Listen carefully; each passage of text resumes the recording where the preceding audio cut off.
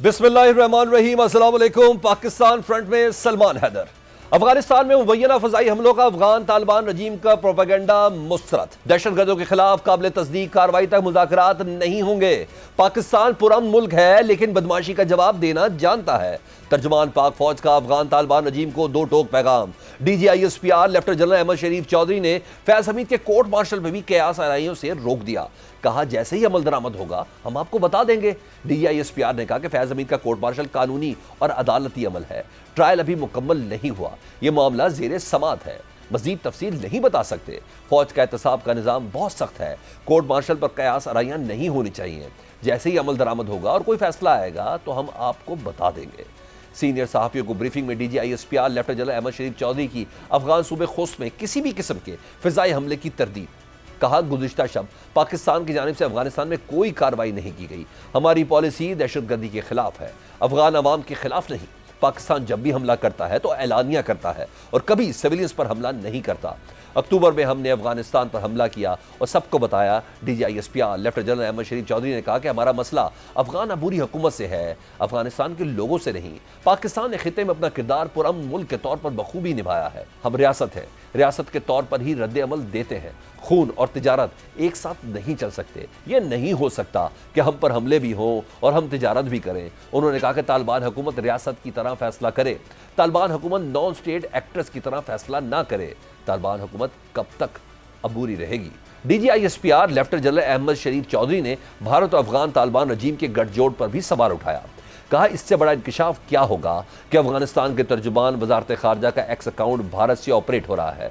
DGISPR ने पाकिस्तानियों की सफ़ों में छुपी काली भेड़ों की भी निशानदेही की।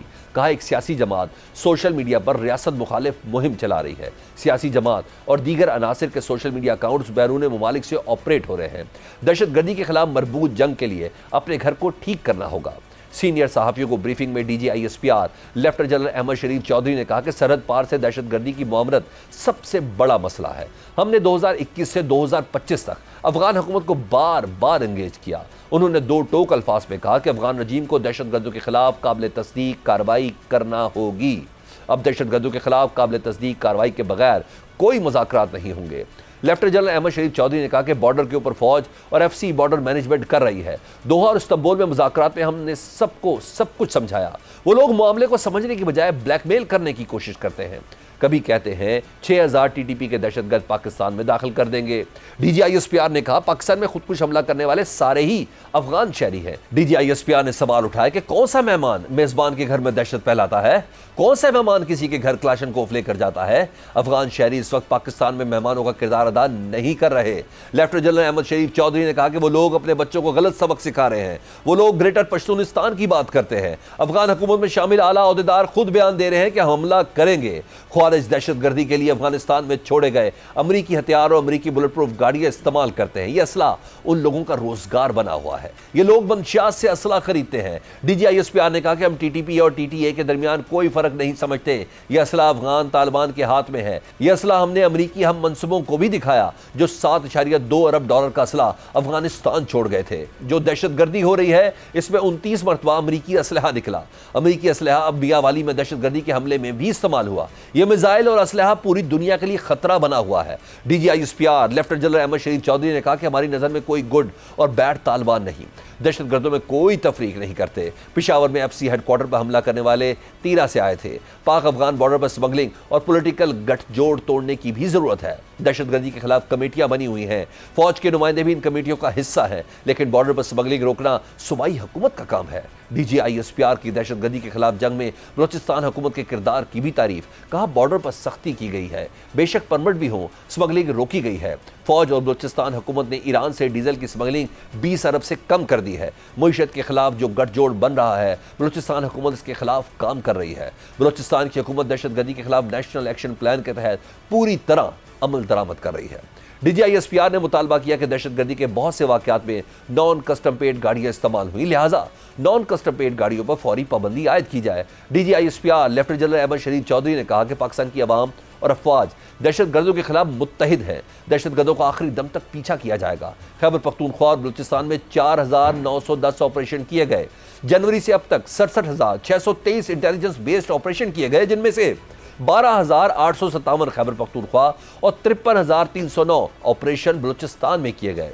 4 نومبر کے بعد سے اب تک 206 دہشت گرد مارے گئے۔ D G I S P R نے کہا کہ پاکستان اپنے شہریوں اور سرحدوں کے تحفظ کے لیے کسی بھی حد تک جائے گا۔ دہشت گردی کے خلاف جنگ قومی سلامتی کی اولین ترجیح ہے۔ خطے میں امن و استحکام کے لیے پاکستان اپنی ذمہ داریاں پوری کرتا رہے گا۔ ہم حق پر ہیں اور حق غالب آئے گا۔ سیکیورٹی ذرائع کا کہنا ہے کہ افغان طالبان رجیم کی جانب سے دنیا کی توجہ پاکستان میں دہشت گردی سے ہٹانے کے لیے افغانستان میں فضائی حملوں کا پروپیگنڈا کیا جا رہا ہے۔ جن علاقوں میں دھماکوں کی اطلاعات سامنے آئی ہیں وہ زیادہ تر افغانستان کے اندرونی جھگڑوں، مقامی گروہوں کی آپس کی لڑائی یا بعض صورتوں میں مبینہ طور پر بھارتی ایجنڈوں کی جانب سے رچائے گئے ڈراموں کا نتیجہ ہو سکتے ہیں۔ حکام کے مطابق افغانستان میں خوارج کے اندر بھارتی اثر و رسوخ کوئی نئی بات نہیں۔ سیکیورٹی ذرائع نے یہ بھی کہا کہ افغانستان اپنے داخلی مسائل کا الزام اکثر پاکستان پر دھر دیتا ہے اور یہی روش اس بار بھی اختیار کی گئی ہے۔ انہوں نے کہا کہ سوشل میڈیا پر گردش کرنے والی زیادہ تر تصاویر پرانی، غیر متعلقہ، یہ ایڈٹ شدہ ہیں۔ پاکستانی حکام نے کہا کہ اگر پاکستان کوئی کارروائی کرے گا تو دنیا خود دیکھ لے گی۔ اکتوبر میں کابل کے آسمان کی روشنی سب نے دیکھی تھی۔ ان کا کہنا ہے کہ حسب روایت بھارت نے بھی افغانستان کے اس بیانیے کو فوراً اپنا لیا اور وہ سوشل میڈیا پر اسے پھیلا کر غلط پروپیگنڈا کرنے کی کوشش کر رہا ہے۔ افغانستان کی جانب سے الزامات ایسے وقت میں سامنے آئے جب عالمی برادری کی جانب سے افغان طالبان رجیم پر دباؤ بڑھ رہا ہے کہ وہ پاکستان کے تحفظات دور کرے۔ یورپی یونین نے پاکستان کا موقف تسلیم کرتے ہوئے 2 روز پہلے افغان طالبان رجیم سے اپنی سرزمین پر دہشت گرد تنظیموں کے خلاف کارروائی کا مطالبہ کیا تھا۔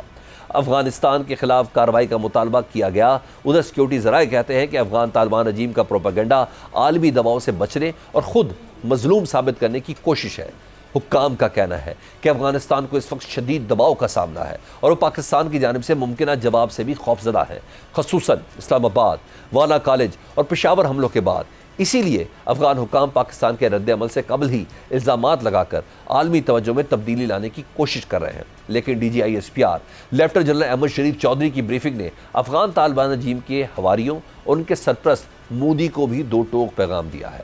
دنیا کوئی بھی افغان طالبان، سرنڈر مودی اور ریاست مخالف عناصر کا بیانیہ قبول کرنے کو تیار نہیں، جس کی وجہ یہ ہے کہ پاکستان کچھ چھپانے کی بجائے حقائق دنیا کے سامنے لا رہا ہے۔ یہی وجہ ہے کہ عالمی برادری پاکستان کے ساتھ کھڑی ہے۔ سب جانتے ہیں کہ پاکستانی قوم اور پاکستانی افواج دہشت گردی کے خلاف پروٹیکشن شیلڈ ہے۔ یہ پاکستان ہی ہے جس نے اپنے ہزاروں جوانوں اور بچوں کی قربانیاں دے کر دہشت گردی کی افرید کے آگے بند باندھا ہوا ہے۔ بلا شبہ دنیا دہشت گردی کی اس جنگ میں پاکستان اور پاکستانیوں کی مقروض ہے، جس کا اظہار D G I S P R نے صحافیوں کو بریفنگ میں بھی کیا ہے۔ افغان رجیم کا پروپیگنڈا اور D G I S P R کا جواب، اس پر بات کر لیتے ہیں۔ دفاعی تجزیہ کار ہیں بریگیڈیئر ریٹائرڈ احمد سعید منہا صاحب۔ بریگیڈیئر صاحب، افغان طالبان کے ترجمان نے الزام عائد کیا کہ پاکستان نے رات کو افغانستان میں کارروائی کی ہے۔ D G I S P R نے اس کی تردید تو کی ہے اور کہا ہے کہ پاکستان جب بھی حملہ کرتا ہے اعلانیہ کرتا ہے، کبھی سویلین پر بھی حملہ نہیں کیا جاتا۔ بتائیے کہ افغان طالبان کی جھوٹ کی وجہ کیا ہو سکتی ہے؟ جی بالکل، دیکھیں پاکستان یا کوئی بھی آرم فورسز جو ہیں دنیا کی، اس کے اسٹریٹجک کلچر بڑا میٹر کرتا ہے۔ پاکستان کا اسٹریٹجک کلچر کبھی بھی ایسا نہیں رہا کہ جس میں سویلینز کے اوپر حملہ کریں یا کولیٹرل ڈیمیج کو اوائڈ نہ کریں۔ اسی طرح سے کارگل کے اندر یا اس کے بعد ہونے والی جو ہماری اسکرمشز رہی ہیں، تو بارہا انڈیا نے یہ الزام لگایا کہ ہم نے انڈین سولجرز کے سر کاٹے۔ اب یہ اگینسٹ پاکستان جو آرم فورسز کا اسٹریٹجک کلچر ہے۔ اسی طرح جو افغانستان کے جو سارا کچھ وہاں پہ بھی ہوا، کچھ دھماکے جو سنے گئے ہیں، اس کے 3 4 5 وجوہات ہو سکتی ہیں۔ سب سے پہلے تو یہ کہ آپ کا جو افغانستان کی وہاں پہ طالبان رجیم ہے، اس کی پاپولیرٹی نہیں ہے، وہ ایک مسلط کی ہوئی جو ہے وہاں پہ رجیم ہے۔ 1 سیکنڈلی وہاں پہ جو حقانی گروپ ہے وہ ہمیشہ ان کے خلاف برسر پیکار رہتا ہے، تو لہٰذا ان کے ایلیمنٹس بھی اس میں ہو سکتے ہیں۔ نمبر 3 یہ کہ جو آپ کے تحریک طالبان پاکستان کے جو فیکشنز ہیں اس میں خاصا ڈیوائڈ نظر آتا ہے، کچھ پرو ٹی ٹی اے ہیں، کچھ اینٹی ٹی ٹی اے ہیں، تو لہٰذا ان کی کارروائی بھی ہو سکتی ہے۔ Last but not the least, جو اس وقت انڈیا چاہ رہا تھا کہ پاکستان کے اوپر حملہ کرے افغانستان یا پاکستان کوئی ریئیکٹ کرے، وہ ابھی تک نہیں ہوا، کیونکہ پاکستان نے جو جتنے نان کائنیٹک ایفرٹس اس کو بھرپور موقع دیا جا رہا ہے، تو لہٰذا وہاں پہ الیکشن سر پہ کھڑے میں ان کو مار پڑی ہے۔ بہار میں ڈیلی کے الیکشن سامنے ہے، تو وہ کچھ چاہتا ہے کہ کچھ چیزیں گرم ہو جائیں۔ ایک ڈیفرنٹ آسپیکٹ بھی تو دیکھ سکتے ہیں بریگیڈ صاحب، ایک دوسرا آسپیکٹ بھی تو ہے نا۔ ایرانی سپریم نیشنل سیکیورٹی کونسل کے سیکرٹری ہیں جی علی لاریجانی، اور انفیکٹ خامنائی صاحب کے ریپرزنٹیٹیو ہیں، وہ پاکستان میں موجود ہیں۔ اس طرح استنبول مذاکرات میں شریک ترک انٹیلیجنس بھی آنے والے دنوں میں پاکستان کا دورہ کر رہی ہے۔ کیا ایسا نہیں ہو سکتا کہ افغان طالبان نے مذاکرات میں اپنی پوزیشن مضبوط بنانے کے لیے ڈرامہ رچایا ہو؟ बिल्कुल हो सकता है एज ए लीवरेज के तौर पर इस्तेमाल करने के लिए कि लुक पाकिस्तान ने अगर हम पे काइनेटिक ऑप्शन को इस्तेमाल किया है एज पर दी आर्टिकल 51 यूएन चार्टर के तहत कि जिसमें सालमियत और खुद मुख्तारी को प्रोटेक्ट करने के लिए यूनाइटेड नेशंस हमें मौका देता है और ऑप्शन देता है, लेकिन पाकिस्तान काइनेटिक ऑप्शन के लिए उस वक्त जाएगा जब तमाम नॉन काइनेटिक ऑप्शंस खत्म हो चुकी होंगी, क्योंकि पाकिस्तान के स्ट्रेटेजिक कल्चर में स्पेशली मिलिट्री की जो कल्चर है उसमें 3 आर बड़े इंपॉर्टेंट होते हैं। एक रेस्ट्रेंट है, एक रिस्पॉन्सिबिलिटी है और एक रैशनैलिटी है, क्योंकि ये 3 फैक्टर जब भी किसी जंग में होंगे तब आप पोजीशन ऑफ स्ट्रेंथ पे जाके आप नेगोशिएटिंग टेबल पे बैठते हैं। तो पाकिस्तान हमेशा से कोशिश करता है कि पहले तमाम जितने किसी भी सूरत में काइनेटिक की तरफ जाना पड़ता है तो उस तरह से दुनिया की जो एंटी वॉर लॉबीज हैं बेसिकली वो एक प्रोपेगेंडा शुरू कर देती हैं। ठीक है। तो लिहाजा आज भी जो डीजीपीआर ने बात की है वो इसलिए कि चंद इबाम पैदा किए जा रहे थे कि जिसमें पाकिस्तान को एक वीकर विकेट की तरफ पुश करने की कोशिश की जा रही थी। तो जो प्रोपेगेंडा वॉरफेयर के अंदर सबसे बेस्ट ये होता है कि आप अपनी जो clarity of purpose, clarity of thought के साथ प्रेस के सामने पेश हो जाएं और उनके जाके उनके सवालात के जवाब दें। और क्लियरिटी थी भी ना सर, ब्रिगेडियर साहब, क्लियरिटी एक और जगह भी बहुत वाजे हुई ना इस दौरान। अब ये भी तो देखें ना, अफगानिस्तान की जानिब से दरअंदाजी का सिलसिला भी जारी है। आज सिक्योरिटी फोर्सेज ने बन्नों में इंटेलिजेंस बेस्ड ऑपरेशन करके 22 ख्वारिज को जहन्नुम वासिल किया है। DGISPR ने क्लियर किया कि अफगान ख्वारिज के खिलाफ काबिल तस्दीक कार्रवाई करे तभी जाकर अब मुज़ाकरात होंगे, और अब आपको कोई दूसरी ऑप्शन है भी नहीं। जी हाँ, देखिए हमारा जो तातुल का शिकार है डायलॉग पाकिस्तान और अफगानिस्तान की जो रजीम है उसके दरमियान क्यों है। पाकिस्तान कहता है कि आप कोई कंस्ट्रक्टिव ऐसा कोई प्लान लेकर आए, जब आप उसके ऊपर एग्जीक्यूशन करते हैं तो वेरीफाइबल हो, चाहे वो पाकिस्तान के थ्रू वेरीफाई करें या कोई लाइक माइंडेड स्टेट्स लेकर आ जाए, इसमें ईरान भी हो सकता है, कतर भी हो सकता है। तो इसको अवॉइड करते हैं बिकॉज उनको पता है कि इट इज नौश्ता दीवार है कि जिस तरह की हरकतें कर रहे हैं और बदकिस्मती से अगेंस्ट दी जो स्ट्रेटेजिक कल्चर एक पश्तून कौम का है उसके अगेंस्ट जाके इंडिया की प्रॉक्सी बनने का जो उन्होंने हमी भरी है, मैं समझता हूँ कि ठीक है, क्विड प्रो को उनकी जो फंडिंग हो रही है उसके लिए उन्होंने अपने आप को एक किराए के सोल्जर्स के तौर पर साबित करके अपनी जो कौम है अफगानी यूर कौम है, जैसे कि आज DGISPR ने भी कहा कि उस कौम से हमें कोई गरज नहीं है, वो हमारे दोस्त हैं, भाई हैं, उनकी रजीम से मसला है जो बेसिकली जाके अपने लोगों का खून बेच रही है। तो लिहाजा ट्रेड या फॉर दैट मैटर कोई और चीजें और खून साथ नहीं चल सकते। हम दोनों ममालिक को मिल बैठ के बात करनी होगी और मैं समझता हूँ कि ईरान की जो एफर्ट्स हैं होपफुली कि वो एक अच्छा तासुर लेकर आएंगे जिससे कि हम जंग की तरफ ना जाएं। तो ठीक, अच्छा ब्रिगेडियर साहब, एक और चीज़ भी अपनी मौजूदगी में क्लियर कर दें। अमूमी राय है कि पाकिस्तान एक सिक्योरिटी स्टेट भी है ना। DGISPR कहते हैं कि पाक अफगान बॉर्डर पर स्मगलिंग और पॉलिटिकल गठजोड़ तोड़ने की ज़रूरत है। इससे क्या मुराद लिया जाए, क्या रुकावट है, क्या हिकमत अमली होनी चाहिए? देखिए जो अर्सवाइल फाटा है ना, फाटा जब से केपी में शामिल हुआ है उससे पहले जब पाकिस्तान बना था लेके और जब ये जम हुआ कि मेन केपी के अंदर, तो उस वक्त तक वहां पे आपने मुख्तलिफ चैनल्स के ऊपर और मुख्तलिफ सोशल मीडिया के ऊपर देखा होगा, आपने विजिट भी किया होगा कि ओपनली चर्च बिकती थी, चर्च की दुकानें होती थी। लिहाजा आप जब मेन धारे में उसको लेकर आए हैं वहां के लोग भी रेजिस्टेंट हैं क्योंकि वो नहीं चाहते कि उनके स्टेक अब बढ़ चुके हैं कि दोबारा से मंशियात किस में जाए, क्योंकि जो एक स्पेक्ट्रम ऑफ ईवल है उसके अंदर आपकी NCP गाड़ियां हैं, आपकी पेट्रोल की स्मगलिंग है, दीगर स्मगलिंग है, नार्को है और मनी लॉन्ड्रिंग है। तो लिहाजा अगर आप नार्को कंट्रोल कर सकें तो वही पैसा जाके आपका दहशतगर्दी में इस्तेमाल होता है। तो DGISPR ने कहा कि वहां की जो पॉलिटिकल इलीट है जिसकी एफिलिएशन एक मखसूस पॉलिटिकल पार्टी के साथ है, वो कोई भी इस तरह के इकदाम यहाँ पे होने नहीं देती कि जिससे नार्को को रोका जा सकता है, बिकॉज उनकी नस्लें उसके ऊपर पलती हुई यहाँ तक पहुंची है। तो जब अगर आपने उसको राय रास्त पर डालने की कोशिश करते हैं तो पॉलिटिकल एक ना स्लोगन्स लेकर आ जाते हैं। तो लिहाजा उसको रोकने के लिए DGISPR ने बड़ा वाज़ेह तौर पे कहा कि अब no more spectrum of evil. हम यहाँ पे जैसे तीरा वैली के अंदर जरूर रिपोर्ट हुआ था कि वहाँ जो है पोस्ट की जो है फसल काश की गई थी, लेकिन उसको भी ड्रोन्स की मदद से, तैयारों की मदद से केमिकल का छिड़काव करके उसको तलब किया गया है। पोस्ट का एक एक सिट्टा पाकिस्तान में हो गया या फिर दैट में अफगानिस्तान में उगता है, उसकी कंट्रीब्यूशन टूवर्ड्स जितनी हमारे मासूम शहरियों की जाने जाती है वहां कंट्रीब्यूशन होती है। तो लिहाजा उन सिटों को ये जो भी फसल ऐसे दूर अफ्तादा इलाकों के अंदर उगाई जाती हैं जहां लॉ एनफोर्समेंट एजेंसीज उस तरह से काम नहीं कर पाती हैं या डिप्लॉयमेंट वहां पे नहीं है, तो उसको तलब किया गया अभी। तो उसके ऊपर भी खासी वहां पे रेजिस्टेंस रही है और एक मखसूस पॉलिटिकल पार्टी, इसमें हमने देखा कि खासा उसने नैरेटिव भी बनाया कि ऐसा नहीं होना चाहिए क्योंकि लोगों के स्टेक्स हैं। डायरेक्ट तो उन्होंने नहीं कहा कि नार्को के हिसाब से, लेकिन उनकी एक एंटी ऑपरेशन यानी अज़्म इस्तेहकाम जो कि नेशनल एक्शन प्लान के तहत हमने करना था اس کے خلاف ایک واضح پوزیشن ہے. لیکن سب سے اچھی بات یہ ہے کہ اب سین وائسز اٹھنا شروع ہو چکے ہیں. کل جب فرنٹیئر کنسٹیبلری کے جو ہمارے سپاہی شہید ہوئے تھے, اس موقع پر جو وہاں کے وزیر اعلیٰ ہیں وہ آئے, انہوں نے دہشت گردی کی جو ہے مذمت کی اور کہا کہ ان دہشت گردوں کو ہم کبھی بھی یہاں پہ پنپنے نہیں دیں گے, ان کے خلاف آپریشن کریں گے. تو دیٹ مینس ٹو سے کہ اب عزم استحکام آپریشن جو ہے انشاءاللہ تعالیٰ وہ فیڈرل اور پرنسپل گورنمنٹ کی کاوشوں کے ساتھ مل کر آرمڈ فورسز کریں گی, کیونکہ ہم نہیں چاہتے کہ ایک پاکستان ایک محفوظ ملک نہ رہے, کیونکہ جیسے فیلڈ مارشل صاحب نے کہا تھا کہ ایک محفوظ پاکستان ایک مضبوط پاکستان کی ضمانت ہے. تو لہٰذا انشاءاللہ تعالیٰ مل کر ہم محفوظ بنائیں گے پاکستان. انشاءاللہ ایسا ہی ہوگا. بہت شکریہ بریگیڈیئر ریٹائرڈ احمد صاحب, ہم سے بات کر رہے تھے. پاکستان اس وقت خطے میں ہمسایہ ممالک کو اسپیشلی عالمی منظرنامے پر اس حوالے سے کہاں کھڑا ہے, کس حد تک تھریٹ فیل ہے پاکستان کو اس وقت, اس پر بات کر لیتے ہیں. علی سرور نقوی صاحب ہیں, سابق سفیر. علی صاحب, افغانستان کی جانب سے یہ الزام لگایا گیا ہے کہ پاکستان نے گزشتہ شب افغان صوبے خوست پر حملہ کیا ہے, لیکن D G I S P R نے اس بات کی تردید کی ہے. آپ بتائیے کہ افغان رجیم یہ جھوٹ کیوں بول رہی ہے؟ کہیں ایسا تو نہیں ہے کوئی بھارت کی سازش ہو جس کا الزام پاکستان پر آ رہا ہے؟ جی ہاں, دیکھیے یہ معاملہ بڑا گمبھیر ہے, مگر اس میں پہلے آپ کو بتاؤں گا کہ حکومت کی جو پالیسی مجھے نظر آ رہی ہے وہ ایک 3 pronged approach,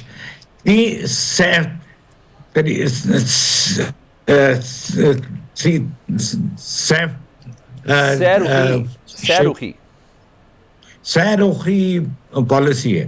ایک کہ افغان گورنمنٹ طالبان گورنمنٹ کو ریکگنائز نہیں کریں گے جب تک کہ ایک کنسنسس نہ ڈیولپ ہو جائے سارے علاقے میں, یعنی کہ مشرق وسطیٰ میں اور جنوبی ایشیا میں ہر جگہ. وچ مینس کیا, یہ مطلب ترکی قطر کی جو بھی ملوث ہیں یا انوالوڈ ہیں اس میں, ان سب کے ساتھ مل کر ان کی رضامندی سے ہم ریکگنائز کریں گے. دوسرے, ہم علاقائی ممالک کو اس میں شامل کر رہے ہیں, ترکیہ اور قطر اور یہ سارے مل کر اس افغان حکومت سے گفتگو کرتے ہیں. چین, پاکستان, چائنا, افغانستان کا ایک فورم ہے, اس میں ہم لوگ ان کے ساتھ مل کر بات کرتے ہیں. تیسرے, ہم سخت اپروچ رکھ رہے ہیں, بہت ہم نے ان کے ساتھ نرمی کر دی, گفتگو کر لی, کوشش کر لی, باہمی تعلقات بہتر کرنے کی کوشش کی, لیکن ان کے سرزمین سے ہمارے سرزمین پہ دہشت گردی کے حملے ہو رہے ہیں روز کے بنا پہ, تو یہ ہم نہیں برداشت کریں گے. بحیثیت خود مختار ملک, بحیثیت آزاد اور فارورڈ لکنگ ملک, ہمارا یہ آؤٹ لک نہیں ہے کہ ہم اپنے سرزمین کو الاؤ کریں کہ دوسرے آ کے حملہ کرتے ہیں. یہ ہم نے ہندوستان کو مئی میں بھی یہ سبق سکھایا. بالکل سیم یہی چیز D G I S P R نے بھی کہی کہ پاکستان میں دہشت گردی کے جو تانے بانے ہیں وہ افغانستان سے ملتے ہیں. وزیر اطلاعات عطا تارڑ صاحب نے بھی پریس کانفرنس میں ثبوت رکھے کہ افغان حکومت اپنی سرزمین پاکستان کے خلاف استعمال کر رہی ہے. سر, کیوں نہیں افغان حکومت روک رہی؟ انٹینشنز ہی نہیں ہے, کیا ہے معاملہ؟ دیکھیے, میں سمجھتا ہوں ایک تو وجہ ہے کہ افغان حکومت بیچارے طالبان کے پاس کیپیسٹی نہیں ہے, وہ ان کے پورے ملک پہ ان کا کنٹرول ہی نہیں ہے. لیکن وہ شکایت دنیا بھر میں کرتے پھرتے ہیں کہ پاکستان نے زیادتی کی. ارے بھائی, پاکستان نے ان کے ساتھ جتنا بھلا کیا ہے افغان قوم کے ساتھ, وہ ایک دنیا میں مثال ہے. ہم نے ان کے 40-50 لاکھ شہریوں کو ہم نے پناہ دی.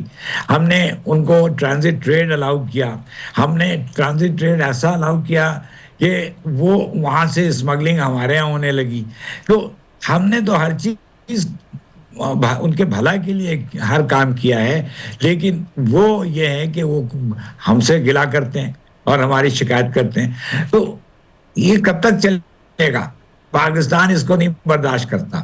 اور یہ شکایت کے خوست میں حملہ ہوا ہے یا فلاں جگہ حملہ ہوا ہے, یہ D G I S P R نے واضح کیا ہے کہ ہم شہریوں کو نہیں حملہ ان پہ حملہ نہیں کرتے, ہم شہریوں کو نہیں اٹیک کرتے ہیں.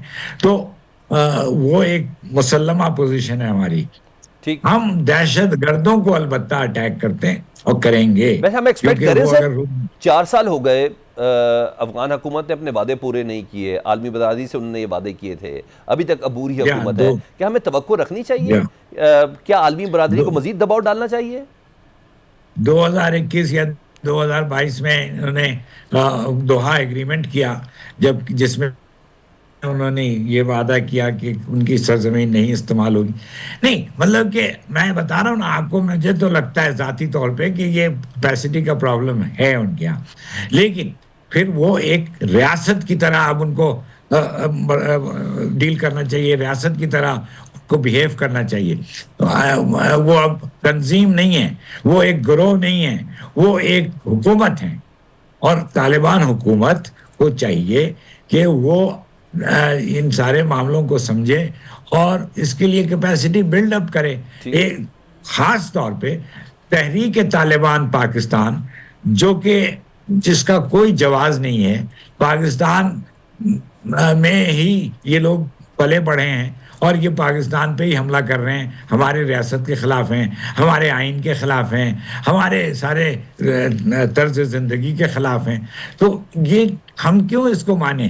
ایک مائنورٹی گروپ سارے ملک کو ہاسٹیج بنا کے بیٹھا ہوا ہے. ٹھیک ہے سر، تو یہ ہم نہیں الاؤ کریں گے. اور سر ذرا تھوڑا سا ہماری پالیسی کی طرف بھی تھوڑی نظر بتائیں نا. ہم ایک طرف بھارت کا نا افغانستان کا انفلوئنس بڑھ رہا ہے بھارت کا، بلکہ رومانس کہہ لیں تو زیادہ بہتر ہے.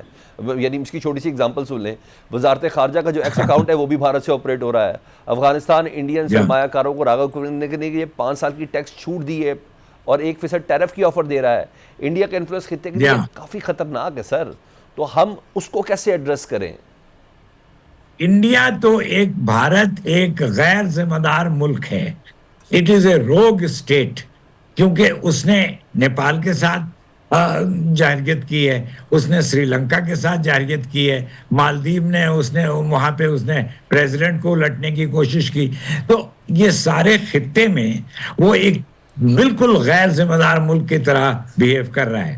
تو انڈیا کو ہم انڈیا سے بھی ڈیل کر لیتے ہیں، اور ہم نے کیا ہے، اللہ کا شکر ہے کہ مئی میں ہم نے انہیں ایک سبق سکھایا ہے، اور انڈیا اب ہم سے نہیں اس طرح کی گڑبڑ کرنے کی کوشش کرے گا جیسے کہ وہ دوسروں کے ساتھ کرتا رہا. ٹھیک. اور اگر وہ افغانیوں کو ہمارے خلاف اکسا رہا ہے تو ہم افغانستان سے ڈیل کریں گے. اور پھر وہ اگر ایسا معاملہ ہے تو وہ چوز کریں، وہ فیصلہ کریں گے وہ پاکستان کے دشمن بننا چاہتے ہیں اور بھارت کے دوست، یا پاکستان کے دوست بننا چاہتے ہیں. بھارت کے دشمن نہ بنیں، اپنے تعلقات رکھیں، لیکن ہم سے دوستی رکھیں، کیونکہ ان کا سارا انٹرسٹ ہمارے ساتھ ہے، لنکڈ ہے. وہ لینڈ لاک کنٹری ہیں. لیکن نیپال میں بھارت نے ان کا تیل بند کر دیا تھا، پیٹرول، تو کھٹمنڈو میں گاڑیاں نہیں چل پا رہی تھیں. تو لینڈ لاک کنٹری کے ہاتھ میں کچھ نہیں ہے. جو دوسرا ساتھ کا ملک ہے جس کے ہاں سی کا ایک سمندر کا راستہ ہے، وہ اس کے پاس بہت سے حربے ہیں، بہت ایڈوانٹیجز ہیں. ٹھیک، یعنی اس کا مطلب ہے کہ پاکستان کے پاس بھی شو کرنے کے لیے بھی بہت زیادہ کارڈز باقی ہیں. Let's see. دعا تو یہ ہے کہ پروردگار اس سارے معاملے کو ایک اچھی اسٹریٹجی کے ساتھ حل کرنے کی ہمیں توفیق بھی دے. بہت شکریہ علی سرور نقوی صاحب، سابق سفیر، ہم سے بات کر رہے تھے. پاکستان فرنٹ اس بریک کے بعد. حکومت کے لیے سیاسی محاذ پر بڑا چیلنج. 27ویں ترمیم کے بعد مولانا فضل الرحمان کی دھواں دھار انٹری. جے یو آئی نے 27ویں ترمیم کو مکمل طور پر مسترد کر دیا. مولانا فضل الرحمان نے اسلام آباد میں پریس کانفرنس میں 27ویں ترمیم پر حکومت کو آڑے ہاتھوں لیا. کہا کہ 27ویں ترمیم پر جے یو آئی سے مشاورت نہیں کی گئی. مولانا فضل الرحمان نے کہا کہ ہم نے آئین کے تحفظ کا حلف اٹھایا ہے. آئین میثاق ملی اور قوم کے وحدت کی علامت ہے. حکومت کی مت ماری گئی ہے. یہ عدلیہ کو مکمل طور پر اپنے پنجے میں رکھنا چاہتی ہے. آئینی ترمیم کے بعد آزاد عدلیہ کا تصور نہیں رہے گا.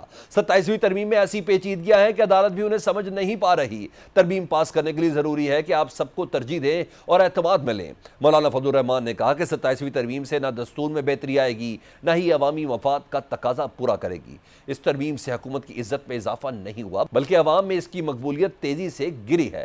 مولانا فضل الرحمان کی پیپلز پارٹی پر بھی تنقید، کہا پیپلز پارٹی نے اپنی روایات کو برقرار نہیں رکھا بلکہ پیپلز پارٹی نے بھی جمہوریت کی نفی میں کردار ادا کیا ہے۔ مولانا فضل الرحمان نے سب سوالوں کے جواب دیے لیکن اپوزیشن نے اتحاد سے متعلق کوئی بات نہیں کی۔ مولانا فضل الرحمان نے 27ویں ترمیم کو مسترد تو کیا لیکن اس کے خلاف کسی قسم کی تحریک کے حوالے سے کوئی لائے عمل نہیں دیا۔ مولانا فضل الرحمان جہاں 27ویں ترمیم پر شکوے کرتے نظر آتے ہیں وہیں 26ویں ترمیم کا کریڈٹ بھی لیتے نظر آئے۔ جمعیت علماء اسلام نے 27ویں آئینی ترمیم کو کلیتاً مسترد کر دیا ہے۔ 26ویں آئینی ترمیم پارلیمنٹ میں لائی گئی اور ایک ہفتے تک جمعیت علماء اسلام کے ساتھ حکومت کے مذاکرات ہوتے رہے۔ پاکستان تحریک انصاف آن بورڈ تھی اور ہم آئینی ترمیم کے حوالے سے ہر پیش رفت سے ان کو آگاہ کرتے رہے، ان کو اعتماد میں لیتے رہے، ان کی تجاویز بھی لیتے رہے اور ان کی تجاویز پر ہم سٹینڈ بھی لیتے رہے اور حکومت کو وہ مطالبات منوانے پر ہم مجبور بھی کرتے رہے۔ یعنی وہ ترمیم ایک باہمی مشاورت کے مراحل سے گزری اور کہا جا سکتا ہے کہ وہ ترمیم پارلیمنٹ میں متفقہ منظور ہوئی، لیکن 27ویں ترمیم کے دوران ان کا فرض تھا کہ وہ اپوزیشن سے مشاورت کرتی یا کم از کم جمعیت علماء اسلام کے 26ویں ترمیم ہمارے ساتھ ایک عہد و پیمان تھا۔ انہوں نے ایک فریق کو اس دفعہ مکمل طور پر نظر انداز کیا کہ انہوں نے جبری طور پر اراکین کو توڑا پارٹیوں سے اور ایک جعلی اکثریت بنائی۔ یہ پارلیمنٹ کی فطری اور طبی اکثریت نہ تھی۔ مولانا فضل الرحمان نے صدر مملکت کو تاحیات استثناء پر بھی سوال اٹھا دیا۔ پریس کانفرنس میں کہا کہ 27ویں ترمیم میں ایک تاحیات استثناء دیا گیا جس آصف زرداری کو سالوں جیل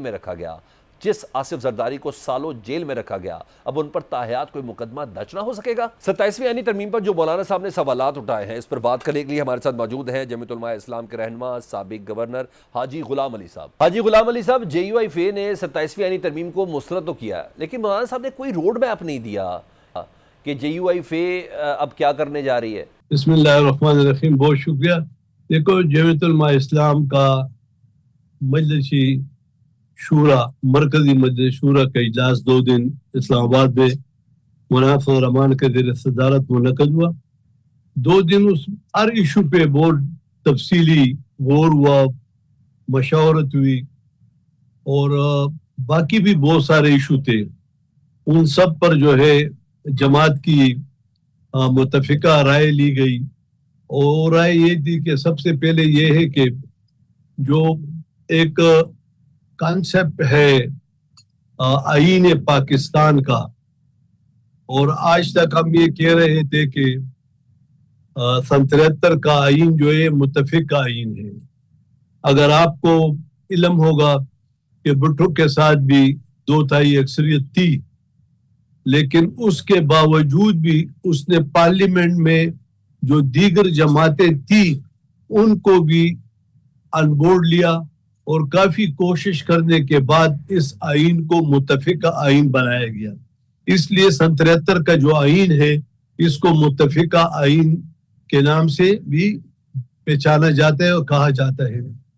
اور اس میں جتنے بھی ترامیم ہوئی ہے، یہاں تک کہ 26ویں آئینی ترمیم میں بھی 1 ماہ اور 1 ہفتہ اتفاق رائے پیدا کرنے کے لیے حکومت، اپوزیشن، دیگر سیاسی جماعتیں PTI کے ساتھ ان بورڈ تھی اور ایک متفقہ لائحہ عمل تیار کر کے پھر PTI نے ایک اپنے اصول اور اپنے پارٹی کے مشورے سے بائیکاٹ تو کیا، لیکن وہ 26ویں آئینی ترمیم بھی ایک متفق آئینی ترمیم کہلایا گیا۔ اور وہ اس لیے تھا کہ حکومت نے اس کے جو 54 شکیں تھی اس کو لا کے 21-22 پر اپوزیشن جماعتوں نے اس سے وہ سب چیزیں نکال دی جو عوام کے، ملک کے یا جو بھی وہ مناسب سمجھتے تھے۔ اب 26ویں آئینی ترمیم میں تو 27ویں آئینی ترمیم میں سب سے جو اچھی بات نہیں تھی، ایک تو مشاورت نہیں ہوئی، ایک اس کو آپ متفقہ آئین پر ایک ضرب لگایا گیا اور دوسرا یہ کہ پاکستان پیپلز پارٹی اور پاکستان مسلم لیگ نے جو 26ویں آئینی ترمیم میں اتفاق پیدا کر کے مولانا فضل الرحمان صاحب کے ساتھ دیگر سیاسی جماعتوں کے اتفاق رائے سے جو چیزیں نکالی گئی وہ دوبارہ ڈالی گئی، تو یہ ایک قسم کا وفاقی حکومت کا پاکستان پیپلز پارٹی کا وعدہ خلافی تھی، اور انہوں نے اسی آئین کو ایک متنازع آئین میں تبدیل کرنے کی کوشش کی۔ ہم نہیں چاہتے کہ ریاست اور ریاستی ادارے اور آئین پاکستان یہ متنازع ہو۔ جمعیت علماء اسلام کی ہمیشہ یہ کوشش رہی ہے کہ ہم اتفاق رائے پیدا کریں۔ اب انہوں نے جو یہ آئین 2/3 میجارٹی سے پاس کیا، تو آپ کو علم ہے کہ ایک جمعیت علماء اسلام کے سینیٹر کو بزور شمشیر زور اور ایک پی ٹی آئی کے اس کو لے کر 2/3 میجارٹی پوری گئی، تو مجھے بتایا جائے کہ زور پر کسی کو لے جا کے آئین بنایا جائے یا ترمیم کی جائے تو یہ اس آئین کی افادیت کیا ہوگی۔ اچھا سر، یہ بھی تو حقیقت ہے نا کہ 26ویں آئینی ترمیم کا سہرا حکومت مولانا صاحب اور بلاول صاحب کے سر پر سجاتی ہے نا، لیکن مولانا صاحب نے کہا کہ پیپلز پارٹی نے بھی جمہوریت کی نفی میں اپنا کردار ادا کیا ہے، اور انہوں نے صدر کے تاحیات استثناء پر بھی سوال اٹھایا ہے، تو پیپلز پارٹی کے رول پر آپ کیا کہیں گے جی؟ نہیں، استثناء کی ضرورت نہیں ہے نا۔ دیکھو یہ تو ایسا ہے نا کہ کل کوئی دوسرا آئے گا تو اور استثناء مانگیں گے، کل اگر قومی اسمبلی ایک آئینی ترمیم کے ساتھ ضروری ہو اور وہ یہ شک بھی شامل کر لے کہ جتنے ایم این اے ہیں اس کو بھی تاحیات استثناء ہے، پھر سینٹ بھی کہہ دے جو پاس کر رہے ہیں تو سب، تو یہ چیزیں ایک بیس بن رہی ہے، اور اس بیس سے یہ اسلام کے اصولوں کے خلاف ہے، اور ہمیں استثناء لینے کی ضرورت کیا ہے؟ کیا اس طرح کوئی اقدام آپ کر رہے ہیں کہ استثناء مانگ رہے ہیں؟ تو میرے خیال میں یہ پیپلز پارٹی کے ذات کے لیے، پیپلز پارٹی کے عوامی جو سڑکوں پہ آئیں گے الیکشن میں، ان کے لیے بھی یہ اچھی نہیں ہے، اور میں آج بھی کہتا ہوں کہ ان کو چاہیے کہ وہ کہہ دے کہ ہم استثناء نہیں لیتے۔ اچھا یہ بھی تھوڑا کلیئر کر دیں، خبریں ہیں کہ تحریک تحفظ آئین پاکستان اور JUI میں کوئی گرینڈ اپوزیشن لیڈر بنانے جانے میں کوئی پیش رفت ہو رہی ہے، مولانا صاحب کو اس اتحاد کا سربراہ بنائے جانے کا امکان ہے، کیا ایسی کوئی تجویز قابل غور ہے سر؟ دیکھیں، سیاست میں کوئی چیز حرف آخر نہیں ہوتی۔ آپ دیکھ لیں، پاکستان پیپل پارٹی اور مسلم لیگ ایک دوسرے کو سڑکوں پر گھسیٹنے کی باتیں کر رہے تھے، یہ گزشتہ الیکشن میں سب آپ نے دیکھا ہے، آج بھی سوشل میڈیا بھرا ہوا ہے، لیکن جمعیت علماء اسلام ایک اصولی نظریاتی فکری سیاست کر رہی ہے۔ ہم الزامات کے اور جذباتی سیاست کبھی نہ ہم نے کی اور نہ کر رہے ہیں۔ اگر اس طرح کی باتیں آئی تو آپ دیکھ لیں، جب کہ عمران خان کے خلاف نو کانفیڈنس ہوا تو ساری سیاسی جماعتیں ایک پیج پر تھی۔ اگر ہماری جماعت، ہماری شورا، اور اس نے مولانا فضل الرحمان کو اختیار دیا ہر چیز کا کہ کوئی ایسے جو ایمرجنسی میں فیصلے ہو، تو اگر وہ اس چیز کو مناسب سمجھتے ہیں ملک کی موجودہ سیاسی صورتحال میں بہتری کے لیے، جمہوریت کے استحکام کے لیے اور آئین کی بالادستی کے لیے، اگر وہ ضروری سمجھتا ہے اپنے فکر اور نظریے کے مطابق، تو اس میں بحیثیت ایک سیاسی کارکن کوئی حرج نہیں ہے۔ اس طرح اتحادیں بنتے بھی ہیں اور ٹوٹتے بھی ہیں، یہ جمہوریت میں ہوتی رہتی ہے، ایسی کوئی بات نہیں۔ سر حقیقت تھوڑی تلخ صحیح لیکن ہے تو صحیح نا، کیونکہ تحریک انصاف کی جو حکومت تھی اس کے خلاف ساری جماعتوں کو یکجا کرنے میں مولانا صاحب کا اہم کردار تھا۔ اب جب آپ لوگ خود کہہ رہے ہیں کہ 27ویں آئینی ترمیم سے عدلیہ کی آزادی کمپرومائز ہو گئی ہے، اور PTI کا بھی یہی موقف ہے، تو کہ JUI یہ سوچ رہی ہے کہ ایک PDM کی طرز کا کوئی اتحاد بنا کر سڑک پر کوئی جدوجہد کی جائے؟ دیکھیں، ہم سمجھتے ہیں کہ ہماری جماعت نے، ہماری مرکزی مجلس شورا نے جو سے اتفاق رائے سے 27ویں آئینی ترمیم، استثناء، اور اس میں جو اسلامی دفعات ہے اور جس طرح مدارس اور ہمارے جو اکاؤنٹ نہیں کھل رہے ہیں یا جو بھی اور مشکلات ہے، اس کے بارے میں تو یہ ہم نے مسترد کیا. اور جہاں تک یہ تعلق ہے تو یہ اس دونوں میں تضاد ہے.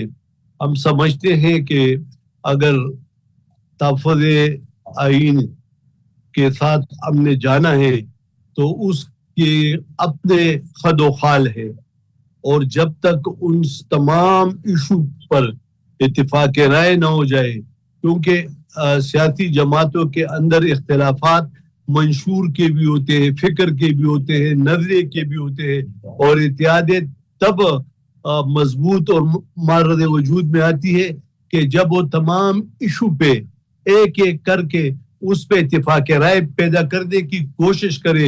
ہو سکتے ہیں دو چار پر نہ ہو، لیکن اکثریتی نکات پر اتفاق رائے پیدا کرنے کے بعد جو ہے اتحادیت بنتی ہے. اور جس طرح اتحاد مولانا فضل الرحمان کی قیادت میں بنا اور ایک حکومت کا نو کانفیڈنس کامیاب ہوا، تو اس طرح اتحادیت اس سے پہلے 77 کی موومنٹ میں بھی بنی، اور بھی اس طرح بہت تاریخیں بنی تھی. تو اگر یہ مناسب سمجھو، اور جب ہماری جماعت کے ساتھ بیٹھیں گے اور اس کے جو اختلافات ہمارے نظریاتی ہے، ہمارے جو منشور سے کوئی تضادات ہے، اس کا خاتمہ ممکن ہوگا، اور کسی ایک اصول پہ ایک ایجنڈے پہ متفق ہو جائیں تو ٹھیک ہے، انشاءاللہ تعالی ہو جائے گا.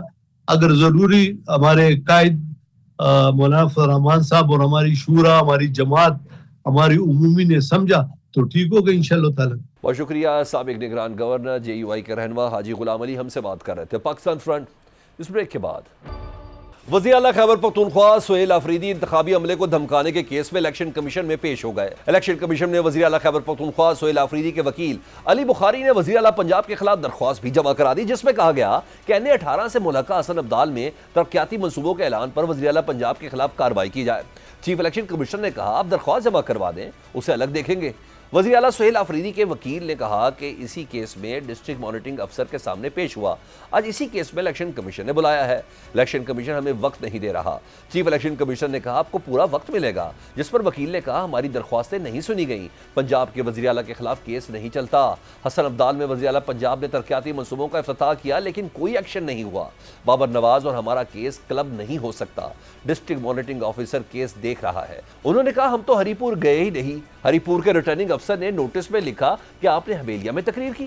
الیکشن کمیشن میں پیشی کے بعد اسلام آباد میں میڈیا سے گفتگو کرتے ہوئے وزیر اعلیٰ خیبر پختونخوا سہیل آفریدی نے کہا مجھ سے کوئی غلطی نہیں ہوئی، ہم جواب داخل کریں گے. میں نے کہا تھا کہ اگر الیکشن میں دھاندلی کی تو قانونی کارروائی ہوگی. اس میں بھلا غلط کیا ہے کہ الیکشن کمیشن نے نوٹس جاری کر دیا؟ میرے خیال میں یہ کوئی غلط بات نہیں ہے. وزیر اعلیٰ سہیل آفریدی نے کہا کہ NA18 میں RO وفاقی حکومت کے تھے، پریزائڈنگ افسر KP حکومت کے تھے. انہوں نے فارم 45 دیا. ہری پور ضمنی الیکشن کے دوران فارم 45 اور RO کی طرف سے جاری نتائج میں فرق ہے. اس کے خلاف قانونی جنگ لڑیں گے. میں نے سلمان اکرم راجہ صاحب کی ذمہ داری لگائی ہے کہ اس کی تحقیقات کر کے تفصیلات ہمیں بتائیں. میرے امیدواروں نے یہ شکایات بھی کی ہیں کہ RO آفس کے اندر سیکیورٹی بھی وفاقی اداروں کی تھی. وزیر اعلیٰ خیبر پختونخوا نے کہا کہ الیکشن کمیشن یا کوئی اور ادارہ ہو، ہم اس کا احترام کرتے ہیں. ہماری اننگز آئین اور قانون کے مطابق ہے، جارحانہ نہیں. وفاق نے ہمیں 3000 ارب روپے سے زیادہ دینے ہیں، وہ دیں تاکہ صوبہ ترقی کرے. ہم بھی چاہتے ہیں ترقی کریں. وفاق ہمارے ساتھ امتیازی سلوک نہ کرے. یہ سارا ماجرا کیا ہے، یہ سب جاننے کے لیے بات کر لیتے ہیں معاون خصوصی برائے اطلاعات خیبر پختونخوا شفیع جان صاحب ہمارے ساتھ موجود ہیں. شفیع جان، سہیل آفریدی آج الیکشن کمیشن میں پیش ہوئے اور الیکشن کمیشن آف پاکستان نے سہیل آفریدی کے خلاف انتخابی ضابطہ اخلاق کی خلاف ورزی کے کیس کا فیصلہ بھی محفوظ کیا ہے. کیا آپ لوگوں کو کسی قسم کا کوئی خدشہ ہے کیونکہ پشاور ہائی کورٹ تو آپ گئے ہیں، یا کہ وہی ایسا کنسیڈر کر رہے ہیں غیر مشروط معافی مانگ لی جائے تاکہ جان تو چھوٹے کم از کم؟ دیکھیے بالکل، آج سہیل آفریدی صاحب جو ہے وہ پرسنلی پیش ہوئے ہیں الیکشن کمیشن آف پاکستان میں، اور ان کو ایک ڈیٹ دے دی گئی ہے اور انہوں نے فیصلہ بھی محفوظ کر لیا ہے. دیکھو، ہم پہلی بات بھی آج بھی سہیل آفریدی صاحب نے میڈیا سے بات کرتے ہوئے یہی بات کہی کہ جی ہم قانون اور آئین کو ماننے والے لوگ ہیں. الیکشن کمیشن آف پاکستان نے پرسنلی کال کیا تھا تو وہ پیش ہوئے اور انہوں نے فیصلہ بھی محفوظ کیا. تو ہم یہ ایکسپیکٹ کر رہے تھے کہ آج ہی اس پہ فیصلہ آ جانا تھا، لیکن ہمیں اس بات کا اندازہ نہیں ہے کہ کیوں اس کو اتنا ڈیلے کیا گیا اور ہمیں کیوں اگلی تاریخ دی گئی. لیکن جو بھی ہے ہم چاہتے ہیں کہ قانون اور آئین کے مطابق ہم نے ایسی کوئی حرکت ہی نہیں کی، اور نہ ہی ہماری اسپیچ سے ایسی کسی چیز کا تاثر جاتا ہے جس سے ہمارے اوپر کوئی جرمانہ عائد ہوتا ہو یا کوئی اور قسم کی پینلٹی لگے. ہم بالکل اگلی تاریخ میں دوبارہ آئیں گے اور اس کو فیس کریں گے. اچھا ٹھیک، اب آج سہیل آفریدی صاحب کے جو وکیل ہیں علی بخاری صاحب، انہوں نے باقاعدہ وزیر اعلیٰ پنجاب کے خلاف درخواست جمع کروائی ہے NA18 سے متعلق، جو ملحقہ علاقہ حسن عبدال میں انہوں نے تقریباً 2.5 ارب کے ترقیاتی منصوبوں کا اعلان کیا تھا. تو یہ کیا ٹٹ فار ٹیٹ ایکٹ ہے؟ کیونکہ اس سے پہلے تو آپ لوگوں نے اس کو نہیں کیا، پنجاب حکومت بھی اس کو ڈینائی کر رہی ہے. دیکھیں، ہم یہ سمجھتے ہیں کہ جس طریقے سے 8 فروری کا الیکشن ہم سے چرایا گیا، ہمارے مینڈیٹ پہ ڈاکہ ڈالا گیا، اور جو ہری پور کا الیکشن تھا پچھلے دنوں، تو اس میں الیکشن کمیشن آف پاکستان جو ہے اس میں بھرپور انہوں نے سہولت کاری کی. آپ نے دیکھا ہوگا کہ 8 فروری میں کس طریقے سے ہمارے فارم 45 کو فارم 47 میں کنورٹ کیا گیا، اسی طریقے سے ہری پور کے الیکشن میں بھی ہوا. اور جہاں تک لاہور کی بات آپ کر رہے ہیں، تو لاہور میں بھی ڈیورنگ الیکشن CM صاحبہ نے افتتاحی بھی کی، اس کی فوٹیج بھی ہمارے پاس موجود ہے، اور ان کے وزراء بھی بھرپور کمپین کر رہے تھے ان حلقوں میں جہاں پہ الیکشن ہونا تھا. لیکن الیکشن کمیشن آف پاکستان نے اس پہ کوئی نوٹس نہیں لیا. کچھ وزیروں پہ انہوں نے کوئی مائنر سی 50,000 کی جو ہے وہ جرمانہ لگایا. اور اس سے بڑی بات یہ کہ جس تقریر کی وجہ سے سہیل آفریدی صاحب کو الیکشن کمیشن آف پاکستان نے نوٹس کیا ہے، اسی کمپین میں جاوید مرتضیٰ صاحب نے جو دھمکیاں دی، تو وہ تو سہیل آفریدی صاحب نے تو کوئی دھمکی نہیں دی، وہ تو بھرپور دھمکیاں دے رہے تھے. وہ تو یہ کہہ رہے تھے کہ ہم پولیس کی وردیاں اتار دیں گے، وردیوں کے ساتھ ہم ان کی چمڑی اتار دیں گے. لیکن الیکشن کمیشن آف پاکستان نے اس پہ کوئی نوٹس نہیں لیا. البتہ پاکستان تحریک انصاف کے وزیر اعلیٰ، نومینیٹڈ وزیر اعلیٰ، منتخب وزیر اعلیٰ کو الیکشن کمیشن آف پاکستان نے بلایا. ہم قانون اور آئین کے دائرے کے اندر رہ کے قانون اور آئینی تقاضوں کو پورے کرنے آج الیکشن کمیشن میں پیش ہوئے، اور ہم آئندہ تاریخ پہ بھی آئیں گے. ٹھیک، اب آپ اپنے اسمبلی کے فلور پر بھی کافی اسپوکی ہوتے ہیں. مریم نواز صاحبہ ان ضمنی انتخابات کے نتائج کو ریفرنڈم کہہ رہی ہیں، لیکن دوسری طرف یہ بھی ہے نا، لاہور اور ہری پور کی سیٹ ہارنے پر پاکستان تحریک انصاف کے جو کارکن ہیں وہ بھی سوال اٹھا رہے ہیں کہ ہری پور میں قومی اسمبلی کا حلقہ NA18 کا جو ضمنی الیکشن ہے اس کی ناکامی پر صدر تحریک انصاف باجوڑ گلزفر خان نے تو وزیر اعلیٰ اور کابینہ سے استعفے کا بھی مطالبہ کر دیا ہے. آپ سمجھتے ہیں کہ PTI سے بھی ضمنی انتخابات میں یہ غلطیاں ہوئی ہیں؟ دیکھیں سلمان صاحب، یہ دو چیزیں ہیں. ایک مریم نواز صاحبہ کا ذکر کیا، اور ایک خیبر پختونخوا کے الیکشن کا آپ نے ذکر کیا. جہاں تک مریم نواز صاحبہ کی اسپیچ کی بات ہے جو کل بڑے جذبات میں آئی ہوئی تھی اور اس کو ریفرینڈم قرار دے رہی تھی. ریفرینڈم تو ڈکٹیٹرز کراتے ہیں، ریفرینڈم تو ضیاء الحق نے کرایا تھا، ریفرینڈم تو پرویز مشرف نے کرایا تھا، تو ان کو ہر جگہ ریفرینڈم ہی نظر آتا ہے. دیکھیں، آپ نے دیکھا ہوگا کہ لاہور میں جس طریقے سے اور جس فسادیت سے انہوں نے ہمارے الیکشن کو سبوتاج کیا، میں اس کو آپ نے کور بھی کیا ہوگا حلقہ 1 to 9 کو، جہاں پہ ہمارے امیدوار کھڑے تھے. جو میاں اظہر صاحب کے انتقال کی وجہ سے جو ہماری سیٹ خالی ہوئی تھی، وہاں پہ جو ہمارے امیدوار تھے، تو وہاں پہ ہمارے لوگوں کو اٹھایا گیا. الیکشن سے 2 دن پہلے انہوں نے ہمارے لاہور کے صدر کو اٹھایا، انہوں نے ہمارے کارکنوں کو اٹھایا، انہوں نے FIRs کرائی، انہوں نے ہمارے جو الیکشن جو ہمارا مٹیریل تھا، جو پوسٹر تھا، جو بینر تھا، وہ انہوں نے ہٹوائے. انہوں نے ہماری ریلی نہیں کرنی تھی، ہمارے جلسے جلوس کارنر میٹنگز وہاں پہ نہیں ہوئی. تو مریم نواز صاحبہ جو کل بڑے جوش خطابت میں تھی، تو مریم نواز صاحب کو مبارک ہو کہ مسلم لیگ نون کا مقابلہ مسلم لیگ نون سے تھا. اس پہ اتنا بڑا اچیومنٹ یا اپنا نیریٹو یا اپنی پرفارمنس کی وہ بات کرتی ہے. میں ایک عوامی کوشچن کرنا چاہ رہا ہوں اس پہ. یہ تو سب آپ کو پہلے بھی پتا تھا نا؟ اب سوال یہ ہے کہ کیا کوئی الیکشن کمیشن بدل گیا یا سسٹم بدل گیا یا آپ سے کسی وارفتگی اور محبت کا اظہار کر دیا سسٹم نے؟ جب عمران خان صاحب نے کہا تھا کہ تمام حلقوں کے اندر بائیکاٹ ہونا چاہیے، تو وائی لاہور اور ہری پور کیوں؟ آپ کا جو کاز تھا، جو عمران خان صاحب کی وہ کال تھی، وہ تو اس سے کافی کمزور نہیں لگی اس کے بعد؟ دیکھیں، جو لاہور کا الیکشن تھا اس کے ڈائنامکس چینج تھے. وہاں پہ ہماری جو سیٹ تھی وہ ہمارے جو وہاں پہ MNA تھے ان کے انتقال کی وجہ سے خالی ہوئی تھی.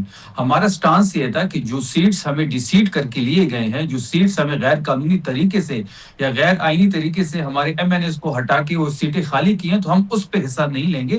تو ہم نے پنجاب میں اس پہ حصہ نہیں لیا سوائے لاہور کے، جہاں پہ میاں اظہر صاحب کا انتقال ہوا تھا. اور جب تک خیبر پختونخوا اتفاقی بات ہے. تو ہمارا سٹانس بھی یہ تھا ڈے ون سے کہ ہم یہ چاہتے تھے کہ خیبر پختونخوا میں ہم الیکشن لڑے, کیونکہ ہماری وہاں پہ گورنمنٹ ہے, وہاں پہ ہم اپنی پولیٹیکل ایکٹیویٹی کر سکتے ہیں, ہم اپنے ورکرز کو موبلائز کر سکتے ہیں, ہم اپنے ورکرز کے ساتھ ایک بڑی پولیٹیکل ایکٹیویٹی انگیجمنٹ کر سکتے ہیں. اور جہاں تک ہری پور کی الیکشن کی ہار کی بات ہے تو میں نے کل بڑی ڈیٹیل پریس کانفرنس بھی کی, اس کو آپ کے چینل نے کور بھی کیا.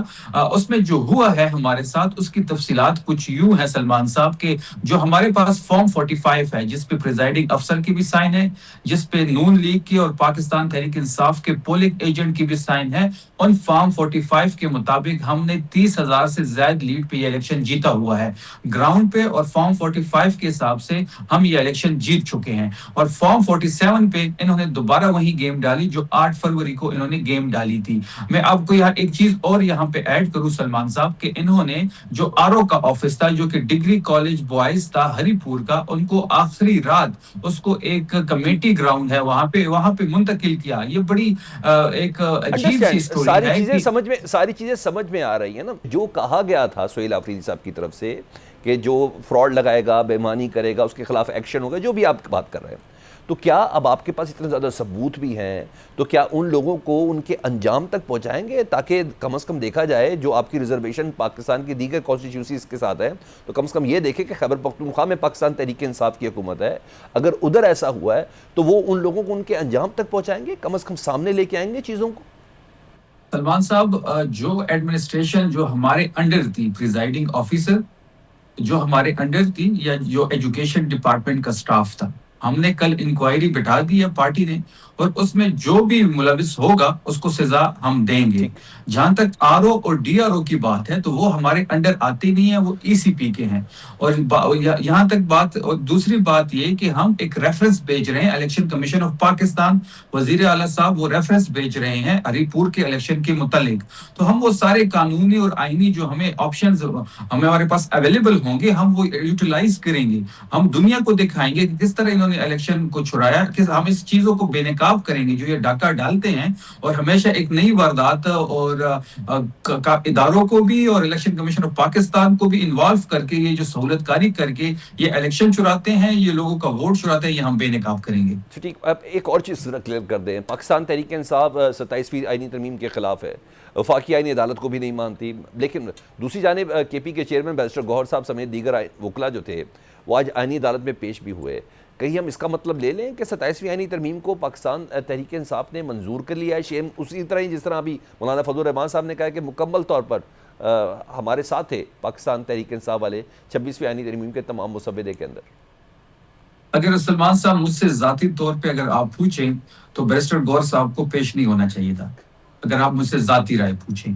ہم پارٹی میں اس کے اندر بحث ہو رہی ہے, پارٹی کے ہمارے جو ٹیئرز ہیں اس پہ بحث ہو رہی ہے کہ ہمارے وکلا کو آئینی بینچ کے سامنے پیش نہیں ہونا, آئینی عدالتوں کے سامنے پیش نہیں ہونا چاہیے, کیونکہ تحریک انصاف نہ 26ویں ترمیم کو مانتی ہے نہ 27ویں ترمیم کو مانتی ہے. یہ جو ترمیم انہوں نے کی ہیں یہ غیر آئینی اور غیر قانونی ہے. بہت شکریہ شفیع جان, محمد اطلاعات خیبر پختونخوا آپ سے بات کر رہے تھے. پاکستان فرنٹ سے سلمان حیدر کو اجازت دیجیے, اللہ حافظ.